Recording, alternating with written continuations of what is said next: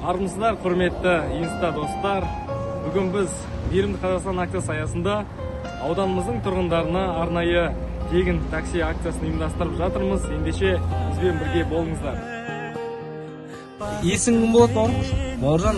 Біз жастар орталығы Мейірімді Қазақстан акциясы аясында тегін такси ұйымдастырып жатыр. Қазір сен тегін апарып тастаймыз. Алыс жолдарды аралай,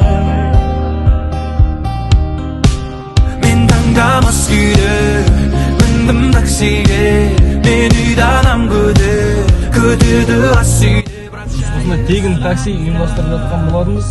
Сондықтан сізді тегін апарып тастаймыз. Жалпы өзіміздің өңіріміздегі такси қызметіне көңіліңіз тола ма?